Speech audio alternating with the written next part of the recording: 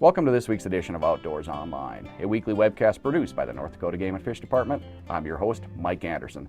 Today we're going to start our first of a four-part series on our annual fishing previews. My first guest this week is Southcentral District Supervisor Paul Bailey. Paul, you manage the Missouri River from the Tailrace south. You also manage Lake Oahe and all the Southcentral District lakes. Let's focus first on Lake Oahe. Anglers are always interested in how many walleyes are out there and how big are they. Yeah, and on Lake Oahe, abundance is very good right now. Again, a lot of these fish are going to be on the smaller side with that good reproductive success we've had in recent years. But we've been netting Lake Oahe, or conducting our annual sampling surveys on there since 1968. And in 2018, we saw the 5th highest walleye abundance we've ever documented on Lake Oahe. So there's plenty of fish out there. Their size structure, I guess, leaves a little bit to be desired right now. That's where we have about 68% of the walleye in Lake Oahe are under 15 inches in size right now. Again, due to the good reproductive success we had in 2014, 15, and 16. 27% of those fish are in that 15 to 20 inch range. And then 5% of those fish are over 20 inches. So there's still good opportunity out there to hook into some nice fish, as anglers I think are well aware on the Missouri River and Lake Oahe. Okay, the big question is, Paul, should we be protecting those smaller walleyes? If those fish were well fed and low in abundance, that would be a case where we'd certainly consider a minimum length limit. One of the things we're seeing on Lake Oahe right now is those fish are so extraordinarily abundant that there's a few more of them out there than we really have groceries to sustain. So anglers are probably noticing these smaller fish tend to be a little bit on the skinnier side, whereas some of those larger walleye, say the 18 to on up fish, are a little more fat and happy. They've got better forage available to them. So right now, honestly, anglers shouldn't feel bad about harvesting some of these smaller fish. That'll actually be doing us somewhat of a favor on Lake Oahe. Thin their numbers a little bit. There'll be more groceries to go around for the rest of those fish. And hopefully they'll continue to grow and grow into the more desirable sizes anglers like to see over the next few years. How about the Missouri River, Paul? Yeah, the Missouri River system, we did see good walleye reproductive success in 2014, but we didn't see quite as good a reproductive success in 15 and 16. So that did have an influence on the size structure. We're not dealing with quite as many of those 10 to say 14 inch fish as we are in Lake Oahe. In the Missouri River, we've got that strong 2014 year class, and a lot of those fish are now in that kind of 14 up to 16 inch range. So we did see a little better size structure on the Missouri River. About 44% of those fish are now into that 15 to 20 inch range, and then we still have that trophy potential out there as well on the Missouri River. Okay, so reproduction's good. Absolutely, and that's on the Missouri River and Lake Oahe. We are relying on natural reproduction of those walleye to maintain that fishery. The North Dakota Game and Fish Department hasn't stocked a walleye between Garrison Dam and the South Dakota border since 1981.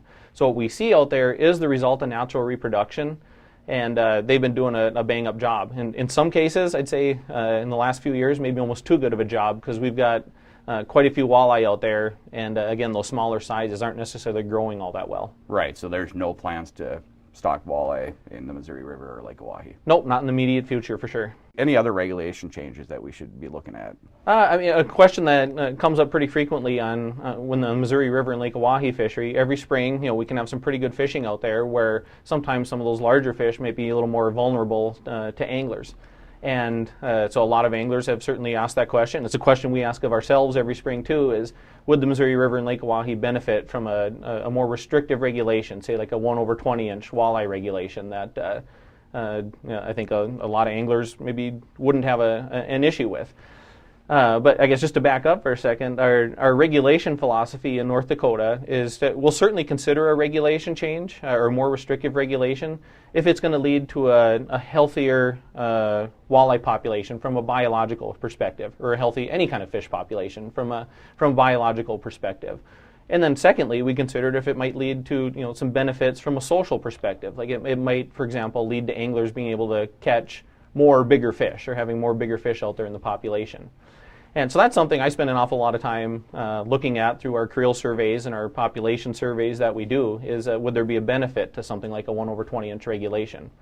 And so far, I guess kind of the proof is in the pudding. We're maintaining a very healthy walleye population right now in the absence of more restrictive regulations. And with those, if we put more restrictive regulations in place, sometimes that can act as a barrier between people and fishing. no one wants to feel like they need to have their lawyer with them when they're out fishing, to interpret our regulations. So we'd like to keep them as simple as possible, but keeping that in mind, we want healthy fish populations out there, and we don't want to impact the ability of anglers to, maybe have the best fishing out there as possible. But with the creel survey we conducted last year, we interviewed over 1,200 anglers fishing between Garrison Dam and the North Dakota-South Dakota border. And we measured the fish that an awful lot of those anglers caught. If we would have had a 1/20-inch regulation in place last year, that would have required the releasing of about 14 fish over 20 inches amongst those 1,200 anglers. So we right now have no evidence to say that anglers under our present regulations are impacting the ability of the Missouri River and Lake Oahe to produce good numbers of fish over 20 inches. And again, I think the kind of the proof is in the pudding there. We recently we broke the state record walleye last year on the Missouri River. In our sampling, we're consistently seeing some trophy-sized walleye out there. So it's one of those. It isn't broke right now, so we certainly don't want to fix it. Something that comes up every spring too, Paul, is some anglers think that keeping some of these big female fish with eggs is bad for the fisheries.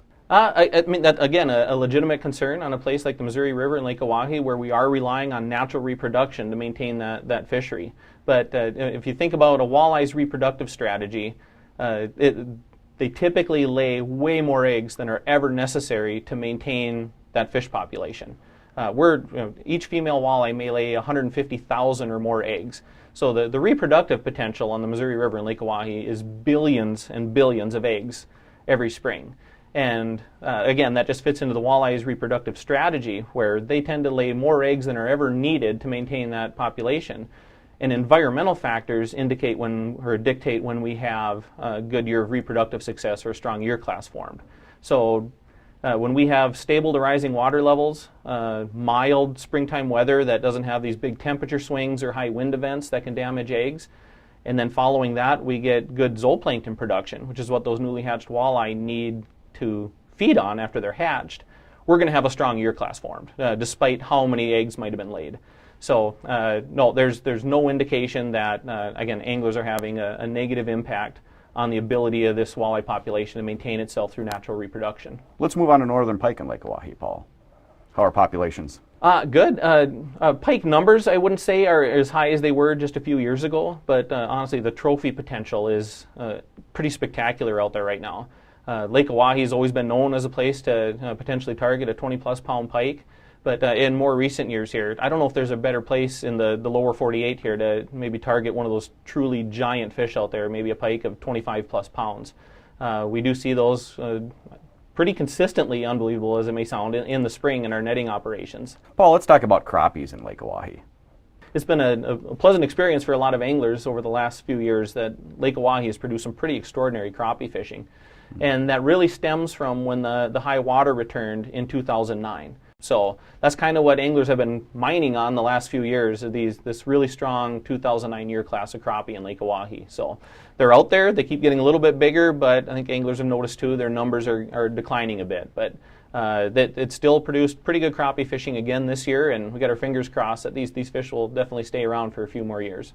Let's talk catfish. Yeah, and that, honestly, channel catfish in Lake Oahe may be the single most underutilized fishery in North Dakota. We've got more catfish than walleye in Lake Oahe. They're extremely abundant out there.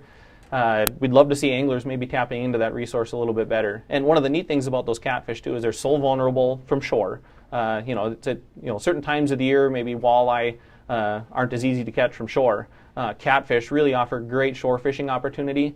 And even from a boat too. But and then another neat thing about the catfish too is they will oftentimes cooperate best for anglers in July and August when maybe other fishing opportunities aren't quite as good. So certainly something to consider is maybe try targeting catfish on Lake Oahe. Okay, let's move into your walleye populations in your district lakes, Paul. That's definitely the bright spot. I think honestly in Southcentral North Dakota, our walleye fishing has probably never been better. We've never had better opportunity out there than we do right now. We've got a lot of these mature fisheries out there, places like Alkaline Lake, Josephine, Jasper, Dry Lake, Rice Lake. Pretty noteworthy fisheries that should produce well for anglers again in the upcoming year. And then we've got a lot of new fisheries hopefully coming online too. Unfortunately, some of those are going to be the ones that were more impacted through the threat of winter kill this year. But we're hoping enough of them make it through that there'll still be some new places popping up that anglers can take advantage of. How about northern pike? I'd say northern pike are more kind of holding their own to maybe even declining a bit. We've still got good pike fishing opportunity out there. Places like Helen, West Lake Napoleon are certainly some of our more noteworthy pike fisheries. Harriet Arena Lake has been popular with ice anglers, especially the last few years. So there's still good opportunity out there, but these declining water levels have certainly impacted a number of our pike populations as well. Okay. How about panfish? That's where I think we're, when it comes to perch especially, they're definitely a boom or bust fishery in North Dakota. So when we had those consistently rising water levels following the springs of 9, 10, and 11, that really led to another boom in our perch fishing. As our lake levels kind of stabilized and started declining, our perch populations have definitely kind of gone the wrong way. So I'd say we've still got good opportunity out there in a few places, but anglers should definitely temper their expectations a bit that, catching an easy 20 perch limit isn't going to be as easy as it was a few years ago when the options are a little more limited for doing that. But the size structure of perch out there is pretty darn good in a lot of places. I think there's still good opportunity in a lot of these lakes for those 12 plus inch perch. It's just going to be harder to catch 20 of them for sure. Any other panfish or any other species we should be talking about, Paul? Yeah, bluegill opportunity. There's still, it's not as good maybe in the south central part of the state as it is maybe in particular in the southwestern part of the state. But places like Crown Butte Dam, Harmon Lake, Freilich Dam doesn't have great numbers of bluegill, but what's out there is pretty nice size. You can say the same thing about Fredham Lake too. Maybe not extremely abundant bluegill up there, but there's the potential of some 9+ inch bluegill in some of these lakes. Paul, you manage a lot of lakes in south central North Dakota. You guys just finished your dissolved oxygen testing. What'd you find? Well, we found a lot of things to be concerned about, I guess, this year with the severe winter we had, especially from February on, and the amount of snowfall out there. One of the bad things that can happen this year was winter did set in early. Around Thanksgiving we had that cold snap, so a lot of these lakes did ice over. We had a really mild December into early January, and then Mother Nature showed us what she can do in the winters here in North Dakota, and that certainly has increased the threat of winter kill happening on many of our lakes. If a lake does winter kill, what are the next steps? Well, that's I guess why we monitor it so closely. In mid-February is typically when we do our dissolved oxygen testing. It's usually where we kind of hit a low point in dissolved oxygen levels every winter. And that does give us time to plan how we're going to utilize our hatchery resources for the following year to make sure, some of these a lake that looks like it's, going to have good potential to overwinter fish the next year, that we can get some hatchery fish in there, especially to kind of jumpstart that population as quickly as possible.